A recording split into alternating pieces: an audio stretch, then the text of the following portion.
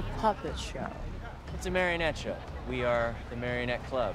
Here at Leavesden Studios in London, we have an enormous backlot space, and I wanted to build a large set that we can keep on changing to become different parts of Manhattan Island. And we really wanted to make sure that we recreated New York in London and make the boroughs feel different from each other. Like we can see visually, we can see the change from one neighborhood to the next. When I first got the gig, I got a little apartment in New York for a month and just hunkered down there and wrote the script, got into the vibe of the city, wandered around a lot. It's been wonderful working with Michael. He has so much creativity. We spent some time together in New York, and we actually walked the route that the characters take in the movie, from Chinatown to East Harlem. And we saw the differences between each of the neighborhoods. There is some kind of change within the journey from one scene to the next. And we finished our journey at Patsy's, and we went for some pizza. Simon did an incredible job. I mean, some of the ways that he handled the set were ingenious because we had this great big backlot that was this big city intersection, but we had to redress that for 5 different parts of the city. So it starts as Chinatown, then becomes destroyed Chinatown, then becomes Lower East Side, Upper East Side, East Harlem. Each chunk had like different storefronts that would be replaced and buildings would be repainted and there would be different cars everywhere. So we were just kind of constantly redressing this same area. This set is Chinatown right now, but then we revamp it to become Lower East Side. We only have a short time. We have 4 days to change it between Chinatown and Lower East Side, and then again, Lower East Side to Upper East Side, and then the final revamp is from Upper East Side to Harlem, making it feel like we're in a completely different space every 2 weeks. I mean, if you go into his office, it looks like someone hunting a serial killer. It's like tons of pictures with like lines drawn between them, and you know, every storefront has like 5 different iterations and how he's gonna like swap all of those over as we're progressing through the film shoot. So it was kind of insane and really complicated, but he just knocked it out of the park. I really wanted the early scenes to actually convince the audience that we are in New York, because then it's much more thrilling for them to see this real damage, you know, and the heartache of seeing a city that we all know and love, you know, be destroyed by these aliens.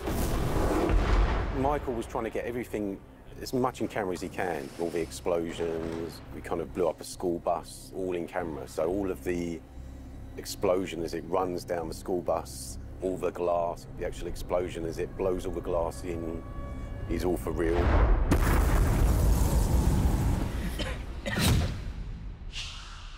So Henri is the man from the island in part 2, and Jamon was incredible to work with. We're all gonna die. He can bring it, can get so, I mean, he can be crying and murdering someone. We're all gonna die.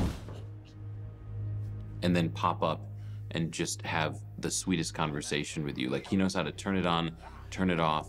I was so lucky to get to work with him. You tend to explain so much with your words, but here, in this type of film, everything has to be indicated by the moment and the movement and the emotions, and so much more challenging. It takes a lot out of you, and so it can get overwhelming. Jimon Hansu, he is an actor whose work I've admired, and of course, being an African actor, he's someone that I hold very high because he was the example for me about the possibilities for an African to go into movie making at a high level.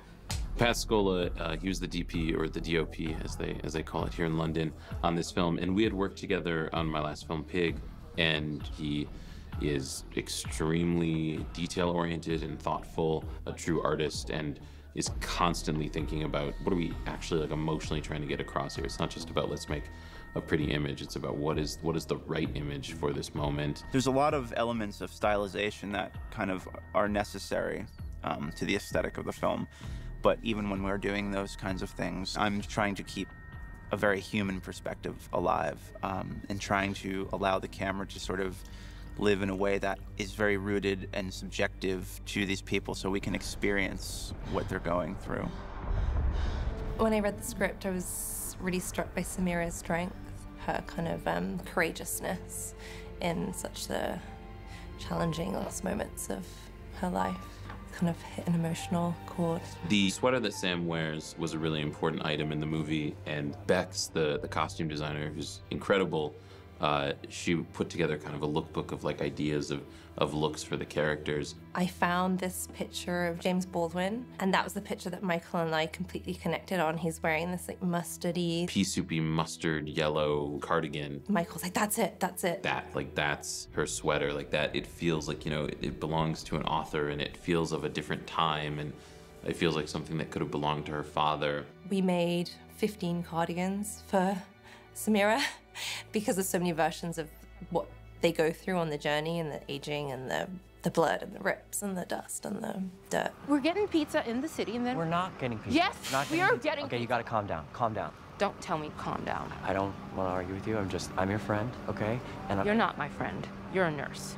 Ruben is one of the care workers at the hospice. He's played by Alex Wolff, who I worked with on my last film. This is a long friendship. He's extremely talented and just a very good person. He studied so much to become Ruben. He did so much research. He shadowed so many people at hospitals and hospice centers. I met a lot of nurses, and a lot of male nurses. I mean, the strength that it takes to be a nurse, especially when it comes to hospice, that anyone could be able to do that. It's just, it's devastating. It's a devastating job every single day. Samira and Ruben's relationship is one of the most special relationships I've had in a movie, for sure. And our relationship is very familial, and that shouldn't be misinterpreted for comfortable. It's familial. It's complex. You lied. I don't know that I lied. You could have checked the schedule. Tricked. Oh yeah, I tricked you, for sure. The first person I met was Alex Wolff, and on the very first day, he gave me a very big hug, and he said to me, "I'm nervous, are you?" And I said, "Yeah." And he said, "Good." He's so good at improvisation, and he goes the extra mile to get into character. I mean, Alex Wolff, I loved working with him on my last movie, Pig. I knew I would love working with him on this. I did. He's incredibly committed. I mean, he will bleed for a role.